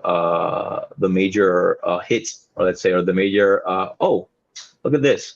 It's not like you didn't plan for it. But then you say, Coño, mira, you know what? We might not be as experienced, or we didn't think it would be as hard not to get the cigars into the store, because it wasn't hard to get cigars into the stores. And anybody that has a cigar company knows that the first sale is easy. It's solidifying your customer, solidifying your retailer, making sure it moves at the retailer, making sure the consumers. It goes, man, you yourself, you've been in the industry you've been, Kevin, 8 years in the industry, and you just started hearing about Matilde, and it all comes to resources. It all comes to being able to advertise. It all become, instead of me traveling, 2 weeks out of the month, or week out of the month, me being all the time, in the road. So it's all these type of resources where you undercalculate. Well, we undercalculate at that point. We say, okay, let's stop buying. Let's wind down. Let's do this, and we started working and learning a little bit, learning more and more, and just keep on learning every time. But resources are always going to be an issue in any company, any family company. If you're a billionaire and you want to, launch a company because it's something that you like, and you have, an infinite amount of resources, obviously it's not an issue. If you're a family business, you're always going to have an issue with resources. It is what it is. Yeah. We just got that, which we won't name names, or I mean, I don't have anything bad to say about them, but the billionaire company that launched last year at PCA. I forget what I don't know what the name of the company is. Yeah, it's unlimited resources. He's opening up lounges every day on Facebook. There's a new lounge opening up, so if you throw $20 million into the cigar industry, you're bound to make $5 million or $3 million. Yeah. That's what I'm like. That guy's never going to be on our show, so we can say that. Like, you just wonder what they're fronting for. How do you throw that much money and make that little at something? Yeah, you either do it organically and grow little by little, or you just find somebody that has a shit ton of money and throw it, and it will work. You just have to make sure, you have to see the bottom line year after year, and have a plan towards it. In our case, we just started growing organically and just kept on going organically and just keep on going organically. Because we don't have $1 billion behind us, I gotta get me some of that. I gotta get me some of that STG money, like Matt Booth and Alec Bradley. Oh fuck! Gotta get me some of that. There was two good sales for this year. And I'm probably gonna keep on buying. And they're not over. So if anybody from STG is asking, I am for sale. Me personally, not my company. I personally am. I will sell myself for 5 years. Okay, I will do this for 5 years. That's it. So you talking about distribution. Now I did, you say that now. I remember now reading an article at one time that you started a distribution company with a friend of the show, Mike Bellady, MLB Cigars. Is that something you guys are still doing, or? No, we're not doing that anymore. So with distributions, we've been, as I said, it was let's say the handicap thing that we've been learning, and we've done everything. We set up a small distribution office in the United States. We worked with SAG, which was with Terrence Riley and also at the time. Okay. They did our logistics and distributions. And then something arrived to the Dominican Republic, and it's called UPS Cigar Direct. UPS Cigar Direct is a system where we could ship straight from the factory to the retailer. Oh, wow. Straight down. Now, is that something new? Because I just heard somebody else. It was using UPS Direct. The guys that have the diamond on their cigar. That's Quesada. No, not Quesada. No. Are you talking about Cavalier? Cavalier, yeah. Cavalier. Also, Yeah, now it's in now it's over there. Yeah, so yeah, it's relatively new. So it's they started developing here in the Dominican Republic because the market was ripe for it. And it's basically we have the thing is that in the DR we most factories or most companies are based in free zones, so they're tax-free zones. You don't pay any taxes, so it was easy to do the export and all that, and you don't have to pay taxes to bring it in. So that started here in the Dominican Republic. It's basically having a warehouse in the Dominican Republic where you shipped air, UPS air to retailers. But Wow. there was a thing with smaller orders, it was very expensive, so you had to subsidize it with bigger orders. yeah. And Mike and I did that for a while. Mike and I did that for about a year and a half to 2 years. And then Sutliff opened their distribution or yeah. their logistics side, which I say it's kind of a hybrid between what we used to do, which is Cigar Direct and Sutliff, because it's the first time that we're working with a company which is large, has a large distribution arm, but most importantly is not a cigar seller. They're pipe sellers. So they're not competing with you and just basically helping you sell more cigars and doing your logistics. So once that happened, it was when COVID hit and we had the opportunity to move my distribution with them. It was perfect because we're a small company. So basically I downsized the warehouse in the Dominican Republic where we just needed what we needed. And I sent all my product to the United States at Sutliff, and then they did the distribution from there. The only handicap that I have with Sutliff is that if something is in back order, I have to wait up until my next shipment to be able to place it in order. Well, with UPS Cigar Direct, nothing was in back order. It was manufactured and I had it in the warehouse and it was there. But if you plan correctly, your back orders are short, so it won't be an issue. So we went from UPS Cigar Direct to distributing with Sutliff. Now we've been doing it and been happy with them ever since. So with UPS Direct, so when a store owner places an order, how fast can they have that order? Like, what's your like turnaround time with like UPS Direct? They would have it faster than they do if it ships from the States. Really? So did it bypass customs, or was it? No, it's a system where it doesn't bypass customs. UPS does all the customs and all the payment, so we pay all the taxes and everything under the license, under your importer's license. So everything's paid, but all the paperwork is done as the cigars are traveling. So the cigars go straight. They don't have to stop. They go straight towards the. They stop in the UPS warehouse, and then from the UPS warehouse they go straight towards the retailer. Wow. So they land, they hit, and then they go back straight in. If you think about it, it's like shipping a 2-day air, because obviously in the United States you ship by its ground freight, which is 5 days. When you're shipping internationally, the longest time is 2 days because it's by air. So that was great when it came to that, but then there were handicaps. I can mention a few. You have handicaps when it comes to sending samples. So sending samples to, let's say if I have 50 retailers, I want get them to give me feedback on a blend or just give them a cigar I'm about to launch. That was a lot of money because it would cost me X amount of money for every single sample I used to send. So, it was your ups and downs. At the end of the game, if you can have your distribution in the States and you have the volume, or you can have a distribution partner in the States, that's what makes most sense, because your product is already stateside. The other thing that happened is that there's FDA and sometimes shipments got stopped. And it took a lot longer. But in essence, it would take about 2 to 3 days. That was your shipping time. Good. 2 to 3 days, yeah. That's really good. And I didn't even think about the sample. I mean, I just sent a pack. Well, it's going out tomorrow. I sent a package UPS to Switzerland, and it's a little box. Something that you would send like 5 cigar samples to. It was like $58. To send it UPS. So so if you're sending some samples, that could get a little expensive. It gets expensive. Yeah. No, but it's good. I mean, it's a great system. It's a great system to have, and we still have it in place. We just don't use it as constantly. But if I have to send stuff out like quickly, I still have it in place and I still use it. And once in a while when I have to send something very quickly or urgently, or you're doing like the subscription clubs and stuff like special things or a special project, instead of going, from here to the warehouse, having to go, so you just go straight to the UPS direct, and it goes straight to the retailer. So it's a very useful tool.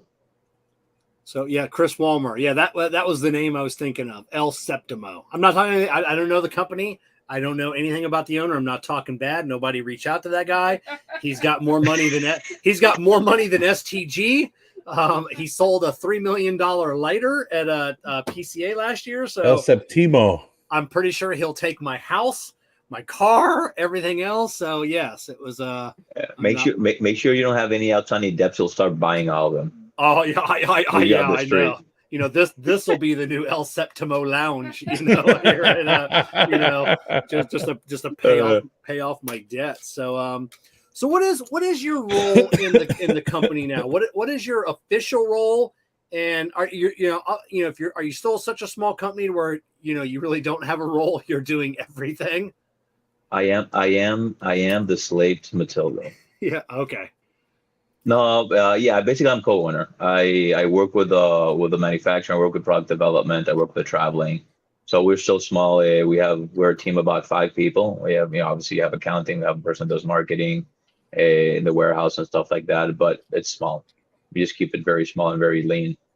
So I do basically about everything when it comes to product development and working with sales and the sales brokers and all that.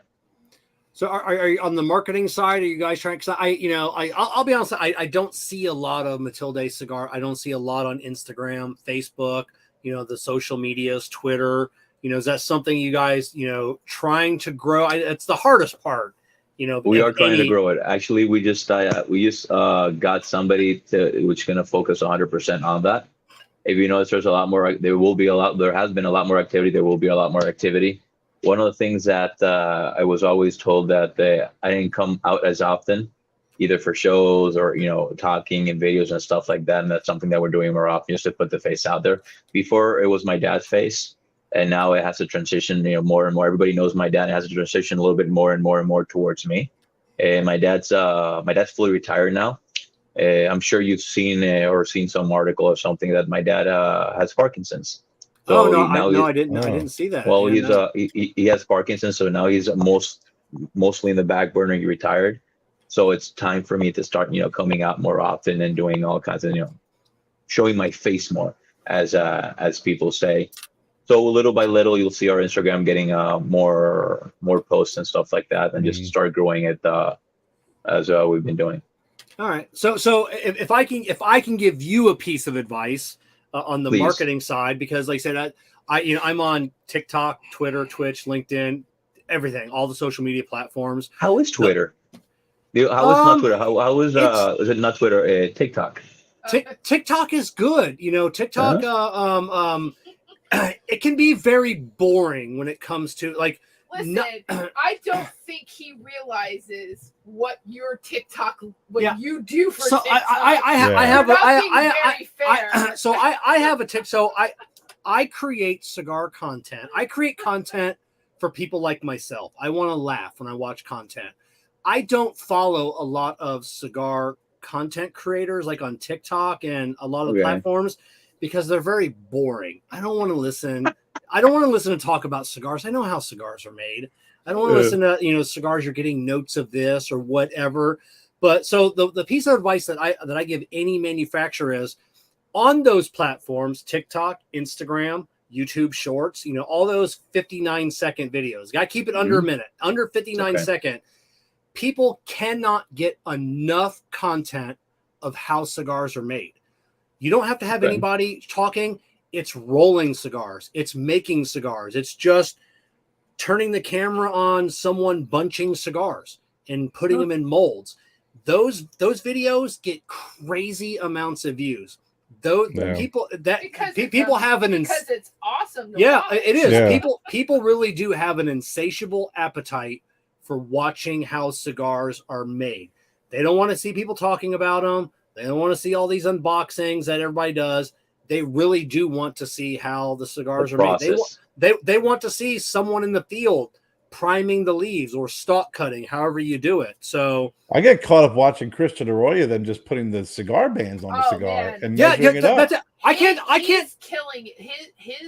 That and him The landing videos planes. are Yeah, Like, awesome. I Putting cigar bands and landing planes. I mean, it's literally those two things. I'm like, come on, Christian, you can do it. I can't tell you. Like I said, so if you put a live video that was on for 8 hours a day of just somebody putting cigar bands on, I would always have that playing in the background.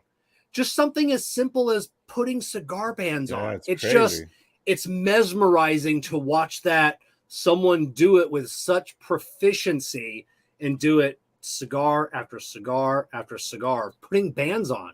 I think it also brings attention to that in cigar making, every step and every process is done by hand. Right. And it's very meticulous, because when you look at a cigar and you're like, oh, a cigar band, and you're like, oh, you're trying to peel off the band, you don't get it. But when you see somebody sizing it up with a box, putting it on, and seeing them doing it with the speed and the dexterity, but how everything is done, every cigar, and you're like, I just smoked that cigar, and that person put this band on my cigar that I'm smoking. It gives you that personal 10 seconds, 5 seconds. That's what that tells you. Yeah, it connects me with that cigar just a little bit. Jessica, when we were down at El Titan de Bronze down in Calle Ocho, down in Miami, we were watching Sandy, her mom, which is 98 years old, putting cigars in the boxes. And I just sat there and watched her. I could watch her for an hour just putting the cigars in the boxes, making sure they were all lined up, putting that little ribbon on, and I just found that mesmerizing. Yeah. And it's those little things. Yeah, like at JC Newman's factory, just doing the tour, you see them with the, putting the tobaccos through the machine and like drying them out to keep moist. You guys just give me an idea for a cigar a series.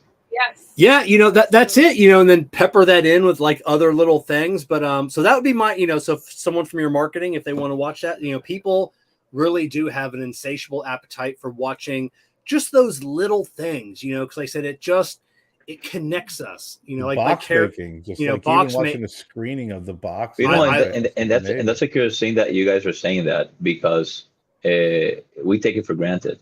Because we see it constantly. Yeah. Like we are, and you notice that, and I've noticed when I'm giving a tour, right? And you say, oh, this is how you make cigars, and stuff like that. It goes to the bunching, and you're ready to move to the next step, and everybody just stays there, actually, looking at it. You just stay there. Well, that's 1, that's 2, that's 3, that's 4, that's 5, and they can, as you're saying, they can stay there for a long time, just looking at these people, or the bunches and rollers, which, by the way, are the heart of the industry. Somebody tells you, viejo, that the blender is king, or the tobacco is king. Viejo, the kings of our industry is that team, that buncher and that roller, because at the end of the game, you can have the best tobacco in the world, you can have the best blend in the world, They're the ones who were finishing that cigar or making that blend and putting it together. So that's a good, it's good advice. Appreciate it. I think the other key part is that you have a lot of people who are not able to really go to a lot of events or a lot of things that are in their area for cigars. They might have a very small lounge. This really gets them to understand like how the cigars are made and where they come from, and like the faces behind the cigars. I think it's very educational as well. So it's a cool opportunity. Kevin and I and Kerr are very lucky. We've been able to do a lot of stuff, but there are people out there who just aren't able to. So it brings it into their home, kind of. So we do an event every year at the FSG farm. So there's the only tobacco farm in Florida, in Claremont, owned by Jeff Borshowitz, our sponsor, Corona Cigar. It's up on the screen right now. And people, he leaves one row of tobacco, unplanted, and then everybody that attends that event, you get your little tobacco, and you actually get to go out to the field, to that row, and you put your stick in. You get to plant your own tobacco, tobacco plant. And everybody, that's just what everybody lives to do now. They're like, oh my God, we got to go to this event so we can plant our own tobacco in. Just plant, and that's get like some free labor for the day. That's it. Or there's more damage done to the poor tobacco plant. Yeah. Okay, guys, just repel that line and put it in again after they leave. Yeah, that's it.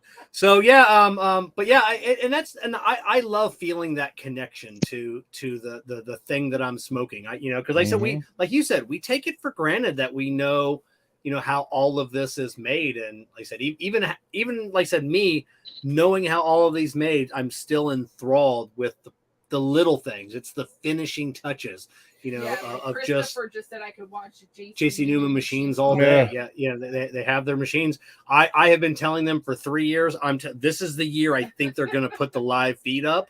I told them if they put a camera up, a live feed on their machine assisted cigars, you will have so many people tuning in and just having that on their background all day long. Just watching those cigars made. So yeah, so that would be my advice, your marketing team, if they're looking for content, because especially talking, any videos under a minute long, if you spend an hour in the factory or an hour in the fields, how many 59-second videos can you get, out of just 1 hour once a week? It's just basically what you're saying. Just basically have recording of an hour of each of the processes, and then just break it down to where you just put it little by little. Yeah, that's it. So we're coming up towards the end of the show here. What do you what is your personal, like, let's say 5-year goal, not just for the company, but you personally? What do you want to achieve? It could be you personally within the company or the company itself. What do you want to achieve in the next, say, 3 to 5 years? World domination. Yeah. With Matilde. No, honestly, I like to put Matilde as many places as possible. One of the goals that we have, obviously, is bringing more awareness towards Matilde, and we are focusing a lot also, besides the States and Europe. We want to grow a little bit more in Europe. My brother lives in Europe, and I want him to start pushing the cigars towards a European market. Besides that, long-term goals, I'd love to go back into some sort of manufacturing. I want to say 5 years, it'll be a 10-year plan or something like that. So I have some type of manufacturing facility, but where we just make special projects. Our core line is always going to keep with our core lines with our key manufacturing partners, but have a place where, let's say, one of the dreams that I've always had is setting up a manufacturing facility where people can come, as we had in La Romana, but in the colonial zone in the Dominican Republic. The colonial zone is the oldest city in the Americas. It's where Christopher Columbus set up, and it's still there. So having like one of those old buildings, set up like a small manufacturing facility where you have 3 teams, like 3-4 teams, and just have make a couple 100,000 cigars a year, but just special productions where people can come in, see the process of manufacturing as they're traveling or you're coming to visit. Because at the end of the game, we're a tourist country. That's our main business, right? Yeah. And we're known for tourism. We're known for our beaches, for our cigars, or for our rum. So if I would have the opportunity to set up a small manufacturing facility in this place where people are walking and say, "Oh, let me stop by Matilde." It's great for marketing. It's great for people to actually get to know cigars. Because one of the things that you do get, and it's just sharing the knowledge and sharing the wealth of cigars and cigar manufacturing, is that the reaction that I got the most when we had the tour in La Romana was, it was always a group of people, right? But within those group of people, there were 5 non-smokers and 2 smokers, 2 hardcore smokers, right? They wanted to go. There was always 2 answers. The first one from the smokers was like, "This should be $100 a stick. How can you make them so cheap?" Because and take it for granted, you're only seeing like the small process of the manufacturing. You're not seeing the seed, the farm, the curing, the fermenting, all these hands that go within it, right? But only when you're seeing like from the moment we start manufacturing, the quality control measures that you take, the hands that go through it, how hard it is to make a cigar. Sit somebody to make a cigar, ask them to give them 10 chances. It's a bunch of cigar. I had fucking 1,000 chances. They told me, "Go back to management, sir. Can't do this," right? And but if you're able to show that to people say, they should be more accepted. And those that did not smoke cigars and had no idea what cigars were, they would just automatically say, "I get it now." this is not tobacco. It is tobacco, but it's not cigarettes. It's not freaking machine made. It's an art form. And that's something that we need to profess and need to tell everybody, from the top of our lungs. Our industry, even though it's tobacco, it's 100% art form. It's industrialized art because we're an industry, but it's 100% handmade. And the more people that are actually able to see it and experience it as they go into a place and see how it's made and see how many people touches, how many hands, how many souls it touches and families it touches, the better the industry is going to be by itself. So what better way to do that setting up an actual functioning factory, a small factory, where people that don't smoke cigars will just go in because of curiosity and check it out. Say, coño, mira, go, yeah, let's do the tour. Come on, I'll show you, and show the processes. And anybody that goes into a factory becomes an ambassador towards cigars or ambassador towards the brand. So it's a double thing, right? But they're always going to be an ambassador towards cigars. And I assure you that they say, oh, no, somebody compares Viejo Cigars to cigarettes. Like, no, I wasn't in a factory. Not like that. Not like that at all. And everybody's going to become an ambassador. If the process is shown, as you were saying, Kevin, if it's shown on TV, it's beautiful, but they see it in person, it's even better. So that's one of the goals that I have in Matilde, hopefully grow enough where I can have a second or a third manufacturing facility, which is just to make smaller projects, but also to show people when they're walking by, seeing, say, let's stop by, check it out, see what we're made, see what we are, see what Dominican Republic is made about, see what tobacco is made about, see what the cigar industry is. Because if people are not cigar smokers, we're misplaced, and cigars are just a misconception that, it's tobacco. It's not bad. It's beautiful. I've always said, cigars give you 10 minutes of life. Stress kills. An hour of smoke, Viejo gives an extra 10 minutes of life. Just prolongs your life. You're less stressed. You just keep on living. Just keep on smoking cigars. Yeah, perfect. You heard the man. Just keep on smoking cigars. It'll extend your life. So, all right, Enrique, thank you so much. I can't believe it's been almost 2 hours already. It has been wow. This time. Yeah. I know time has flown right by. So thank you for coming on, spending a couple hours of your Monday night with us. Kerr, any final questions for our guest tonight? No, I would greatly appreciate the time. What a great story, and much luck and success and great fortune, to you and the family and the business. I mean, it's tough, but I've smoked your cigars. Are fantastic, and this is a great show. Appreciate it. Awesome. Thank you very much. Thanks for having me. And happy to be back anytime, guys. Oh, and thank you very much. I'll take that into account, Kevin. Don't be surprised. Yeah, I'll send you some royalties on ideas. Oh, right. And if anybody from your marketing department ever has any questions, like I said, I've been doing the social media thing for a long time. You have my email address. You have my phone number. Please feel free to give them my number. I'm always willing to talk, willing to help out anybody, whether it's hashtag research, whether it's content ideas. Please give them my number. I'm always willing to chat with them. And Kevin's got the secret sauce, buddy. I'll tell you that. You got the secret sauce, bro. I seem to have figured it out. So I'm always willing to share. So definitely reach out. I appreciate it. I'll take it. And when you guys, anytime to the Dominican Republic, just let me know. I'll host you anytime, any day. Oh, perfect. So, great. All right. You have a great night. All right. Thanks, guys. You're welcome. All right. Everybody start typing in the word cigar. And then for our giveaway, we're going to run a little commercial for our sponsor, Corona Cigar. I got to get up real quick. Kerr, talk about something after while I'm gone. Good.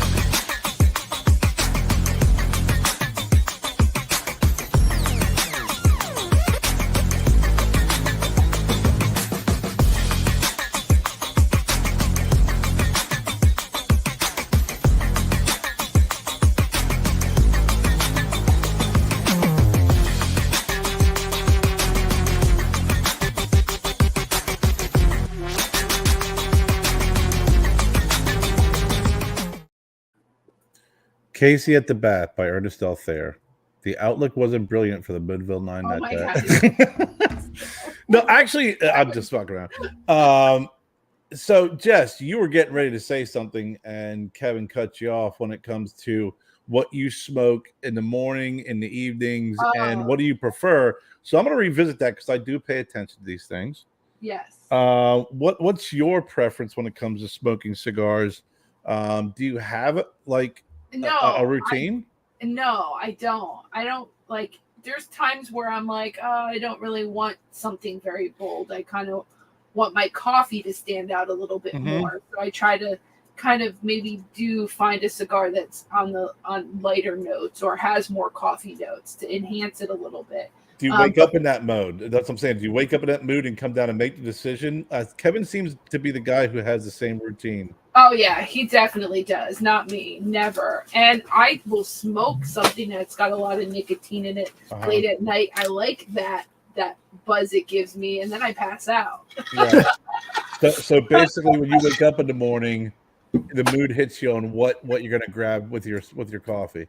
Yeah, basically. Yeah, I'm like that too. I'm like that too. I figured you were too. You and I have very similar kind of palates and reactions to certain things. I like strong cigars in the morning, but I'm like you. If I wake up in the morning, if I come down after breakfast or whatever, I'm like, you know what? I just want to start off with something light right now and enjoy this, especially if I make the coffee. Right. If Jennifer makes the coffee, you have to get something light because it's usually freaking horrible. Well, that's just it. Have you ever just made your coffee and then for whatever reason, not that it's not made any different, it just hits really good that morning, and then it's you feel like now you know what cigar is, like instant. There's just moments where you're like, this will just only enhance my whole entire day. I'm highly critical of Jennifer's coffee, but I'm too lazy because she makes it. Because she doesn't, I'd rather have her make the coffee and then just kind of, I usually like it black or just a little bit of milk.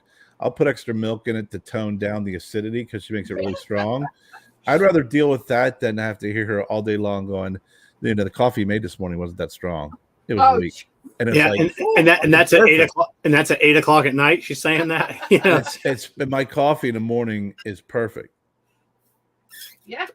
My Monster Energy Rehab is always perfect in the morning. So, all right. So it's time for the Tapping Ash and Taking Names giveaway. Welcome back, Kevin. Presented by Illusione Cigars. Deep in flavor, deep in your mind. Tonight we got a couple of cigars from Illusione Cigars.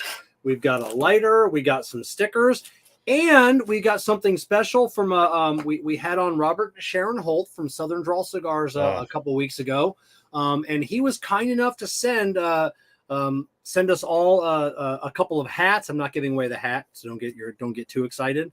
But he did send us over a bunch of the picadillos. The little 5-packs that they had. So I sent Kerr a couple. We kept just a couple. We're going to give the rest of them away. No need to store these for forever. We love giving back. And I know. Yeah. Well, great cigar. So I did put one so far back in the humidor. There's no way I'm finding it for like a year. Yeah. Jen busted into them. I just want to say, man, Kerr, I will update you tomorrow on what they find. Yeah, let us know what size. Let us know what size and how many holes the button has. And he said, "Don't ignore me because I know you're there on the ground." No, man. Listen, you can't expect me to take Oak Island serious. I mean. I'm sorry. I got your back. They hooked me. They hooked me for a little bit. After like the 5th button and 3rd nail, I'm like, you got nothing. Yeah. They're divers. It's like the diver. We got to get him up. I'm like, he's a diver. This is what he does for a living, and he's in a suit with oxygen. Yeah, I know. Yeah, he can breathe. It's not that deep. It's too muddy. Manny, we got to get you on stand up Skinwalker Ranch, Manny. Got to watch Skinwalker Ranch. Yeah. So all right, so let's share our. I'm gonna post tomorrow what the Holt sent because that was fantastic. So all right, 21 entries. Let's see. Jen's addicted to them, Jessica. Oh yeah. Yeah. Oh nice. So Ben Irwin. Congratulations. Ben, all right. We had a Steve Irwin that couldn't win tonight. I don't know if he's related to you, Ben, or not. But Ben, send me an email, kevin@cigarprop.com. We'll definitely get your prize pack out to you. Congratulations, Ben. So, yeah, congrats, Ben. Thanks for the great questions tonight. Next week, we mentioned it earlier. We'll have John Carney of LFD Cigars to the show. Well, I mean, John, he only lives like an hour away, so maybe some of these guests, we'll have them live on. We'll be able to have them live on the show when we get them when we get the new lounge set up. So it'll be super cool. Yeah. Make sure you're following Cigar Prop producer Jessica, Kerr Viajante of Stogie Road Cigars. Also, our guest tonight, Matilde Cigars. All the links are the social media links are in the show notes down below. If you're listening to this on the podcast, they are in the podcast notes as well. And once again, thank you for all of our partners that help us out making this show happen each and every week. So thank you, JC Newman Cigars, CigarMedics, Amendola Cigars. We are the muscle. Jake Wyatt Cigars, Illusione Cigars, deep in flavor, deep in your mind. K by Karen Berger Cigars. Make sure you check that email link as well. If you're in Florida, get your free K by Karen Berger Florida passport. Corona Cigar, and of course, Drew Estate and Experience Acid. Kerr? Actually, before we let Kerr say his final thoughts, remember 2 nights from now, Wednesday, we're going to be holding a special show, an impromptu night live with Omar DeFrias. We're going to be talking about Vice Versa. So you can get Vice Versa at vsrcigarfam.com. It's scrolling on your on the bottom of your screen right now. And you can also get them at trashpandacigars.com as well. We have them in stock. Kerr has them in stock. Yeah. If you're watching this a couple weeks from now and we're out, definitely go to fratellocigars.com. And they do have a retail finder specifically for the Vice Versa. Yep. So it'll be an exciting show. I can't wait. Yeah, I'm excited about it. That was actually what I was going to announce. I thought you forgot about it. It was Wednesday night. Looking forward to hanging out with Omar and actually being able to smoke the Vice Versa, because the last time it was so great hearing about it, I felt like I was shortchanged. I couldn't enjoy the cigar while he was describing and discussing everything. Yeah, I can't wait to hear a little bit more about the cigar. I mean, I know a little bit about it, but it's been a couple of years now, so a lot of factories, a lot of iterations, and it's finally out there. So buy a Vice Versa after Wednesday, then there's a problem. Yeah, it's gonna be compelling. It's gonna be convincing. I tell you, when I smoked it 4 different ways. There are 4 different ways to smoke it. And if you get an opportunity, get on the website, check your retailer to see if there's any available, and come join us on Wednesday. Yeah, perfect. All right. We'll see everybody. If we don't see you on Wednesday, we'll see you back here next Monday. Same bat time, same bat channel.